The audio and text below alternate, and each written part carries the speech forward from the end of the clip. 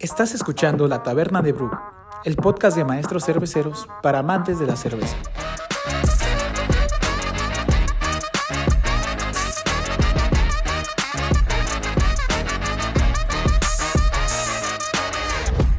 Comenzamos. Amigos, bienvenidos a otro podcast y hoy vamos a hablar de un tema interesante porque, uno generalmente se sirve su cerveza y empezamos con esta definición, ¿no? De clara o oscura. Claro.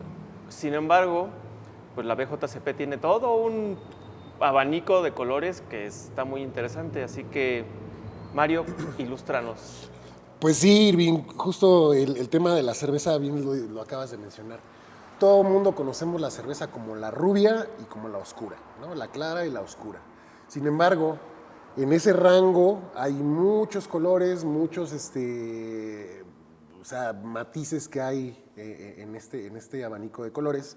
Entonces, pues justamente la BJCP se encarga de esa parte de darle ciertos colores o calificar ciertos colores en la cerveza para que entren dentro de un rango específico de cerveza, ¿no? De estilo de cerveza.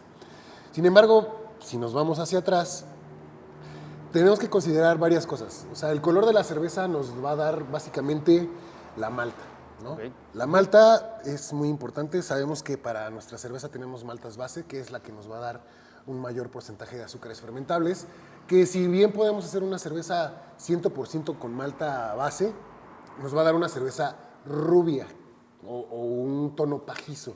¿Por qué? Porque el color medido en SRMs o en EBCs, Standard Reference Method, que es una medición ya americana, y la EBC, que es una medición europea, pues ya tienen un rango de color para este tipo tanto de maltas como de colores de cerveza. Entonces, si nosotros hacemos una cerveza con pura malta base, nos va a dar seguramente una cerveza muy, muy clara, muy pajiza, o de acuerdo al tipo de malta, una Pale, una Pilsner, una 2H, nos va a dar ciertos colores, porque estas también, a pesar de que son maltas base, tienen cierto color, medido también en lobbybones. Entonces, ya el resultado de este macerado y el resultado de la cerveza nos va a dar un color en SRMs o en EBCs. Entonces, tenemos, digamos que sería importante que mostráramos en el video esta tablita de los colores, cómo se van midiendo de más clara a más oscura. Regresando al tema, ¿qué me da los colores a la cerveza? Decíamos que cuando nosotros hacemos el malteado de nuestra cebada, hacemos este proceso, se desencadena una reacción de Maillard, ¿no? Donde básicamente lo que hace es que cuando vamos a empezar a tostar la malta, empiezan a agarrar ciertos colores. Entonces nosotros vamos a empezar a medir la malta por colores. Hablábamos de las maltas cristal, las maltas caramelo, 20, 40, 60, 120, las maltas black, las maltas chocolate, etcétera. Pero todo esto nos lo va a dar el tostado que le vamos a meter a la cerveza, a la malta, perdón. Entonces, ¿qué va a suceder? Que la malta, entre más tostada esté, nos va a empezar a dar ciertos colores. Hablamos, por ejemplo, de una cerveza, una Pale Ale. Una Pale Ale sabemos que, si referenciamos a la BJCP, es una cerveza que tiene un color naranja, ¿no? Uh-huh. Un color naranjita, tenue, más o menos. La cerveza puede ser turbia o no puede estar turbia, pero tiene ese color naranjita. Este color nos lo va a dar básicamente la malta. Una malta, digamos, tostada, por ejemplo, una caramelo 20, una caramelo 40, tú lo sabes. Entre más color queramos, le vamos a subir un poquito más el tueste a la malta, ¿no?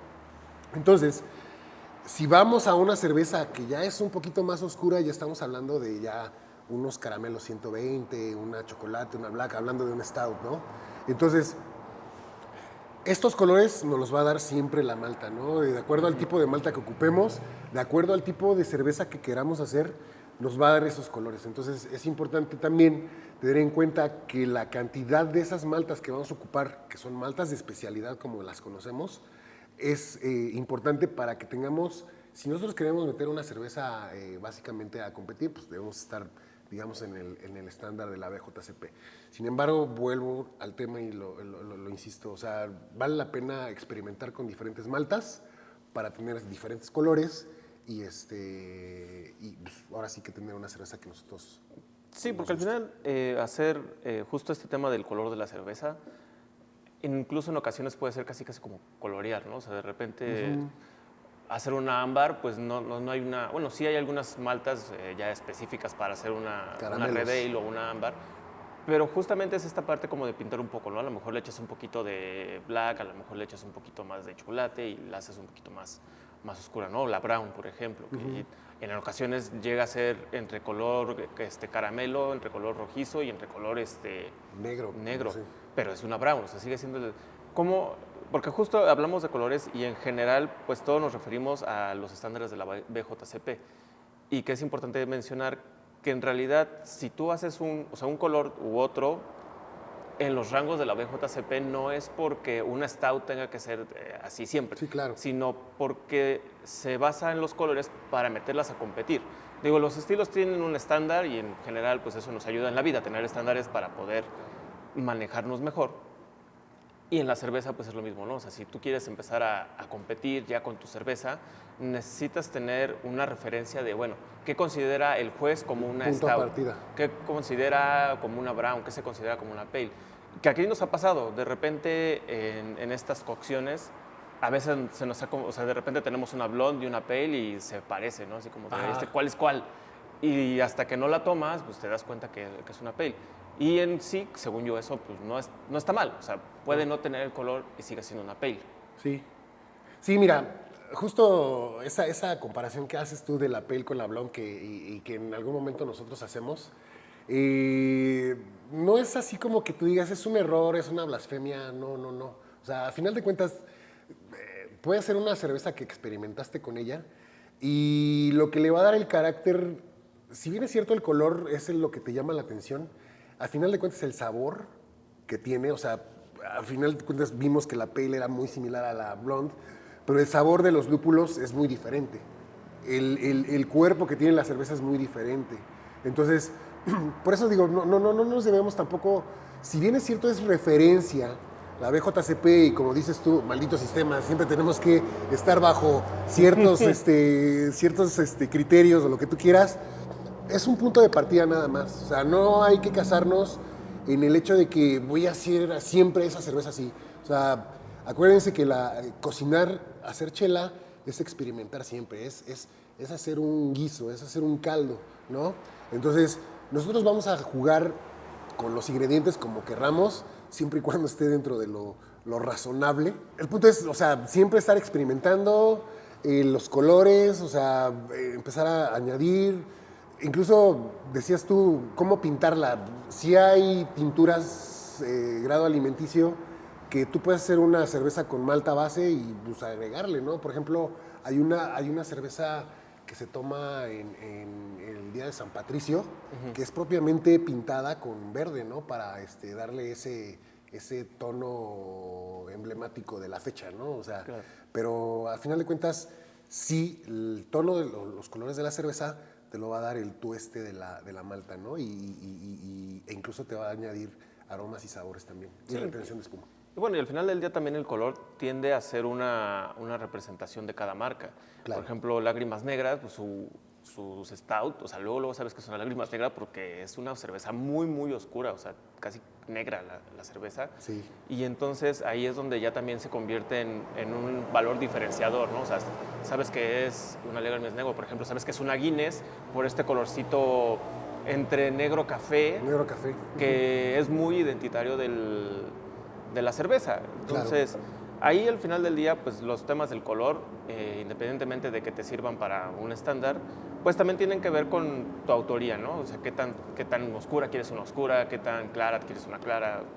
Sí, que justo hay muchas cervezas que rompen los esquemas, ¿no? O sea, y que rompen el hecho de una cerveza, un estilo de cerveza específico. Estábamos hablando, por ejemplo, de esta, ¿no? Ajá. Estábamos hablando que esta de Wendland, una Holy Truck, dices, es una white stout, ¿no? Y dices, bueno, una stout blanca Y que tiene mucho, o sea, justo este estilo en específico, pues como que tiene a veces una división entre los cerveceros, ¿no? Entre justamente estos que están de, no, es que no puede ser una stout porque no es negra. porque no cumple con los estándares. Ajá. Y otros como, pues es que sí es una stout porque tiene todo el sabor y el perfil del alcohol, stout, ¿no? Y yo cuando escuché la primera vez el término, pues evidentemente primero pensé, pues seguro es blanco, ¿no? Pues, Ajá, bueno, ajá, no es- claro. pero pues no. Yo creo que lo importante es verla. Ajá. Por cierto, muy buena, que la pueden encontrar en el taproom de Mr. Brew todavía, porque es de temporada. Pero justamente, o sea, tú cuando la sirves, a simple vista tú dirías, pues esto es una cerveza. Hasta parece una lager, ¿no? Ajá. Es más, parece una pale.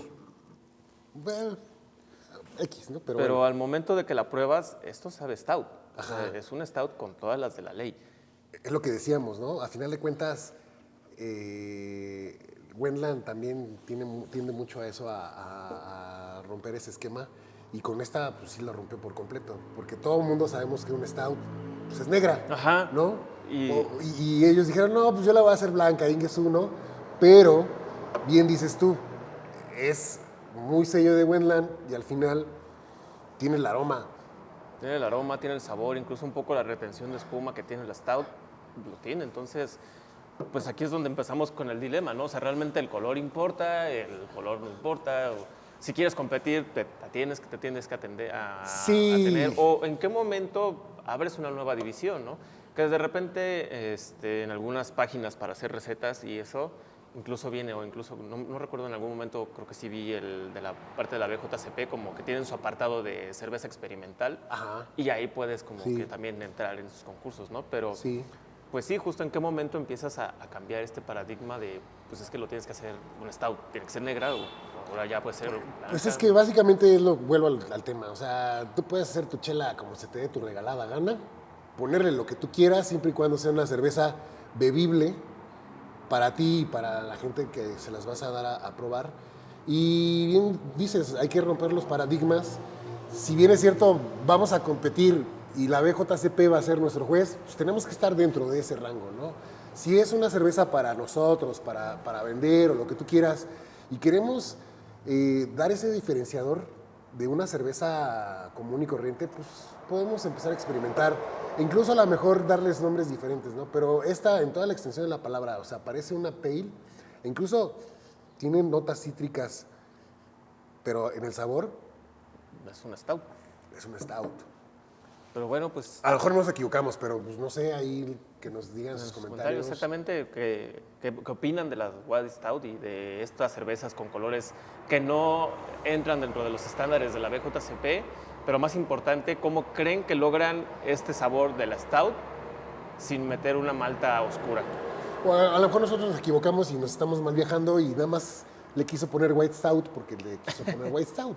No, porque Pero sí hay todo hay estilos de White Stout. O sea, Ajá, sí, claro. es el punto. Pero pues que nos digan en los comentarios cómo creen que le Sí, hicieron. muchachos, ¿cómo lo hicieron? ¿Cómo creen que hayan logrado esto? Háblenos de las maltas, cómo han experimentado con las maltas, con los diferentes tostados. E incluso yo les sugiero que en un momento dado agarren maltas base y las tuesten ustedes en su horno para que obtengan diferentes colores y nos expliquen o nos den sus comentarios ahí en el podcast. Pues muchas gracias, Mario. Nos No, ¿de vemos en el siguiente podcast. Saludcita con café otra vez porque sigue Salud. haciendo frío. Hasta luego, muchachos. Bye.